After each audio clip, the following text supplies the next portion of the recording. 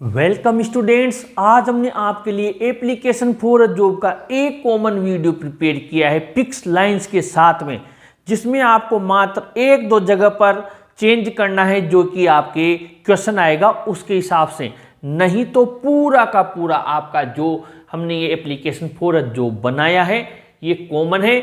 इसमें आपको कोई भी चेंज नहीं करना है। कहाँ चेंज करना है वो हम आपको सिखा रहे हैं। इतनी सी छोटी सी चीज आपको चेंज करनी है, बाकी लाइफ टाइम के लिए सिर्फ एक आपके लिए ये एप्लीकेशन फॉर अ जॉब हमने प्रिपेयर किया है। पूरी लाइफ में केवल एक याद करना है। हर क्वेश्चन का अलग अलग याद करने का, आंसर याद करने का झंझट आज से समाप्त। केवल एक याद करना है आपको। आइए देखते हैं सबसे पहले क्वेश्चन कैसे आता है। क्वेश्चन आता है या तो आपको एक एडवर्टाइजमेंट बना के दे देगा, वॉक इन इंटरव्यू दे देगा, और वहां पर फिर आपसे कहा जाएगा जो कि आपको स्क्रीन पर नजर आ रहा है कि ये पोस्ट है और इसके लिए आप अप्लाई कीजिए।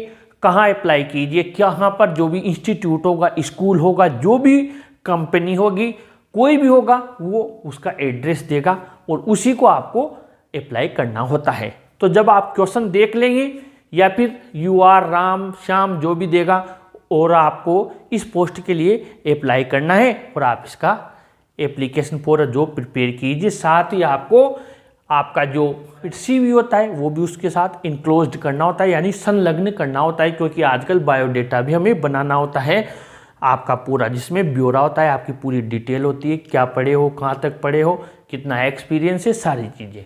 तो आइए स्टार्ट करते हैं। सबसे पहले एड्रेस वो वहाँ पर दे दे क्वेश्चन में, तो आपको बहुत अच्छा वो दे दिया। आप कोटा से हैं, जयपुर से हैं, दिल्ली से हैं, जहाँ से भी हो आप वही काल्पनिक एड्रेस यहाँ पर लिख दे। जैसे हमने यहाँ पर फिलहाल 2B12 तलवंडी कोटा, और डेट जो भी आप लिखें वहाँ पर वो दे तो बहुत अच्छा, नहीं तो जो जब आप जिस दिन लिख रहे हो उसी दिन की डेट और ईयर लगा दें।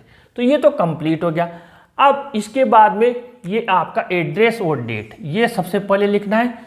ये इसके हर चीज़ की स्टेप बाय स्टेप मार्क्स होते हैं। ऐसा नहीं होता है कि इसी के मार्क्स होते हैं या जो बायोडेटा आप बनाएंगे उसी के मार्क्स होते हैं।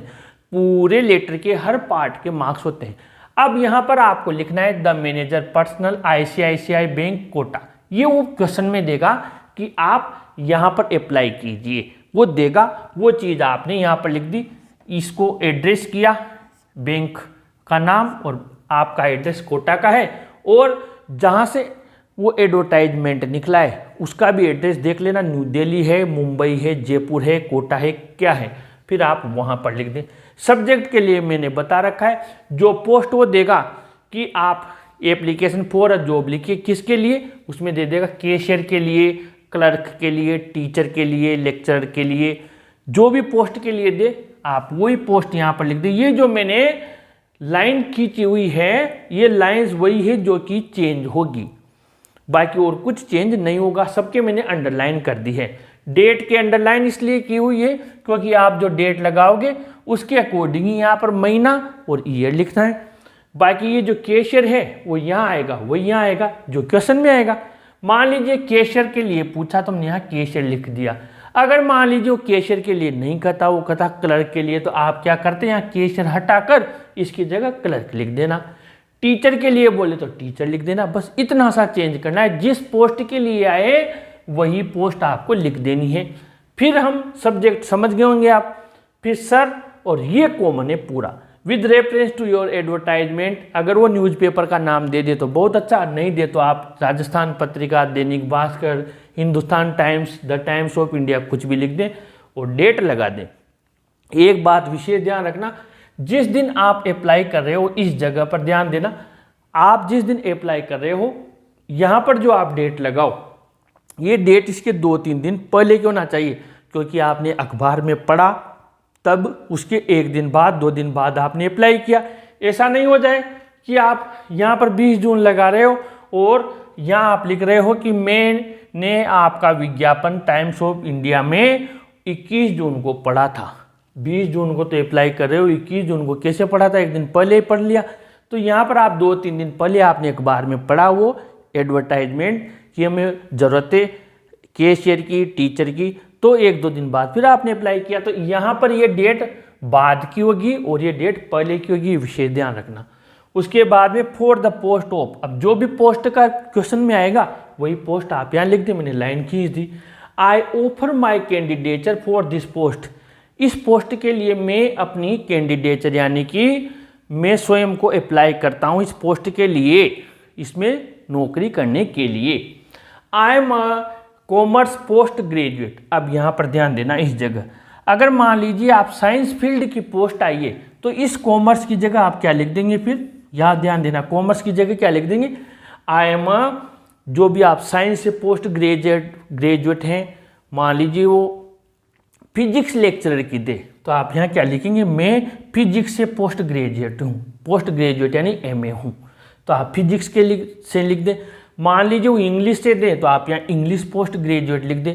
मान लीजिए इन सबसे ही नहीं देता है, वो कोई अलग ही चीज़ दे देता है, जैसे होटल मैनेजमेंट का है, तो फिर आप यहाँ पर कॉमर्स पोस्ट ग्रेजुएट की जगह एक मैं यहाँ पर चीज़ लिख देता हूँ, ये चीज़ सब में चल जाएगी, diploma. Diploma, I have diploma, आप ये लिख दें। मान लीजिए कोई ऐसी चीज़ आ गई जो डिग्री अलग चीज़ आ गई, डिप्लोमा की आ गई, जैसे होटल मैनेजमेंट की है या और किसी चीज़ की, तो आप यहाँ पर लिख सकते हो I have a diploma in, और वो जो भी दे जो कि हमें रिसेप्शनिस्ट की ज़रूरत है, हमें उसकी ज़रूरत है, तो आप डिप्लोमा इन, और वो जो फील्ड है उस फील्ड का आप यहाँ पर नाम लिख दें। जैसे एयर होस्टेस का डिप्लोमा कर लिया साहब हमने, जो भी चीज़ें उसका लिख सकते हैं। वैसे मोस्टली आपकी ये चीज़ें आएंगी, और अगर ये नहीं देता है तो फिर आई हैव डिप्लोमा, डिप्लोमा भी होता है वो लिख सकते हैं। तो यहाँ पर समझिए I am a commerce post graduate, I am a physics English जो भी आए, क्लर्क हो और कैशियर है तो इसका है, साइंस वाला उसमें आ जाएगा, आर्ट्स वाला इसमें, जो भी वो कहे उसी की पढ़ाई का बन जाओ, उसी की आप बता दो, ठीक है। इसके बाद में I have experience of working, मान लीजिए क्वेश्चन में दे 5 ईयर्स, तो आप यहाँ पर आई हैव 5 ईयर्स एक्सपीरियंस लिख देना। मैंने अभी यहाँ पर एक्सपीरियंस ही लिखा है। मान लो वो दे दे कि 2 ईयर एक्सपीरियंस चाहिए, तो फिर यहाँ पर आप इस जगह पर क्या लिख दोगे, आई हैव 2 ईयर्स एक्सपीरियंस। 5 साल का दे तो आई हैव 5 ईयर्स एक्सपीरियंस, इस जगह पर लिख देना। Of working as a cashier, ये अंडरलाइन क्यों किया, मुझे कैशियर का इतने साल का अनुभव है। मान लीजिए कैशियर का नहीं पूछता, टीचर का पूछता, तो क्या लिख देते, मुझे टीचर के रूप में इतने साल का एक्सपीरियंस है। I am a young and dynamic, मैं युवा हूँ, ऊर्जावान हूँ। आई एम पॉजिटिव, सकारात्मक सोच वाला हूँ। हेल्दी, स्वस्थ हूँ। I am ready to work at reasonable salary, मैं कम तनख्वाह में भी काम करने को तैयार हूँ, लिखा हुआ है। ये अंडरलाइन क्यों किया, क्योंकि कहीं में आपसे बायोडेटा कहेगा, कहीं कहेगा CV लगाओ, कहीं कहेगा रिज्यूम लगाओ, तो आप जो भी आए उनमें से एक लिख देना। इसके बाद में if I am given a chance, सब कॉमन है, अगर मुझे मौका दिया जाता है, I promise to serve your concern to the best of my abilities, तो मैं अपनी पूरी कोशिश करूँगा मेरी योग्यता के अनुसार आपकी सेवा करने का। थैंकिंग यू योर्स फेथफुली, आपका नाम चीज ध्यान रखें। इसके बाद में फिर आप वो पूरा आपका बायोडेटा बनेगा, जिसमें आपका नाम, फादर्स नेम जो आपको सामने नज़र आ रहा है। एक बात उसमें भी ध्यान रखना जो इसमें रखी, अगर आप कॉमर्स से हैं, क्योंकि कैशियर तो बैंक का है होता है, तो कॉमर्स से हैं, मान लीजिए आपको मेडिकल लाइन में है, तो फिर आप साइंस बायोलॉजी स्टूडेंट्स बन जाइए, क्या आप उसमें लिख दीजिए MSc इन बायोलॉजी लिख देना, ठीक है, वो लिख देना। वो जरूर ध्यान रखना आपकी पढ़ाई लिखाई का जो आपकी एजुकेशन आएगा उस रिज्यूम में, वहाँ पर विशेष ध्यान देना है आपको। रिज्यूम ये एजुकेशन है, अगर आप मान लीजिए डॉक्टर के लिए, नर्सिंग के लिए अप्लाई कर रहे हैं कहीं पर, तो फिर आप साइंस से आएंगे, एजुकेशन में आप साइंस से आएंगे। जैसे आप MSc बन जाएंगे, MSc ये ध्यान रखना, MSc बन जाएंगे यानी मास्टर ऑफ साइंस बन जाएंगे। और MSc किस में कर रखी है आपने, बायोलॉजी में की हुई है, बायोलॉजी में की हुई है, ठीक है, ये ध्यान रखना। जैसे कॉमर्स पोस्ट ग्रेजुएट रहा, ऐसे टीचर में है, इंग्लिश के लिए अप्लाई कर रहे हैं, तो एजुकेशन में क्या बन जाओगे फिर, MA बन जाओगे। MA किस में की रखी है, इंग्लिश के लिए अप्लाई कर रहे हो तो MA इंग्लिश में की हुई है। बस ये ध्यान रखना, पढ़ाई चेंज कर देना, बाकी सब कॉमन रहेगा। बायोडेटा में वही नाम, फादर्स नेम, वही मोबाइल नंबर, वही लैंग्वेज, नॉन रेजिडेंस, वो सारी चीज़ें कॉमन है। और एक और चीज़, जब आप पेपर में लिखो तो ध्यान देना, ये आपकी कॉपी है, ये आपकी कॉपी है, तो इस कॉपी में ये विशेष ध्यान देना इस जगह पर। ऐसा नहीं कि एक पेज में इधर कर दिया इधर कर दिया, जब लिखो दोनों चीज़ें सामने होना चाहिए। एक पेज में तो ये इधर का जो पेज है आपका लेफ्ट हैंड का, इस पे तो आप ये पूरा बना देना, और इधर दूसरी साइड पर सामने रहेगा ना ऐसे, और दूसरी साइड पर आप यहाँ पर आपका जो भी आप रिज्यूम बनाए, जो भी बनाए, ये पूरा यहाँ बना देना। एग्जामिनर को पता लगेगा हाँ यार ये भी सही है, दोनों चीज़ें सही है, तो फुल मार्क्स दे के निकल जाएगा। तो आप ये विशेष ध्यान देना, ऐसी जगह पर लिखना इसको एप्लीकेशन फॉर जॉब को, जब दोनों पेज उसको सामने नजर आते रहें। नहीं तो क्या होता है, इधर हमने इतना अच्छा लिखा तो एग्जामिनर के दिमाग से चीज़ निकल गई, उसको वो दिख रहा है, इधर वाला तो वो निकल गया। दोनों चीज़ें सामने देखेगी, बहुत अच्छा लिखा हुआ है तो मार्क्स भी फुल मिलेंगे। हमने आपके लिए बिजनेस लेटर भी कॉमन बनाया हुआ है, और इसके अलावा फॉर्मल लेटर भी कॉमन बनाया हुआ है। और ये सारी चीज़ें आपको आपकी राइटिंग पार्ट की प्लेलिस्ट में मिल जाएगी। इस वीडियो को जरूर लाइक शेयर कीजिए और अपने चैनल को भी जरूर सब्सक्राइब कीजिए स्टूडेंट्स। Thank you.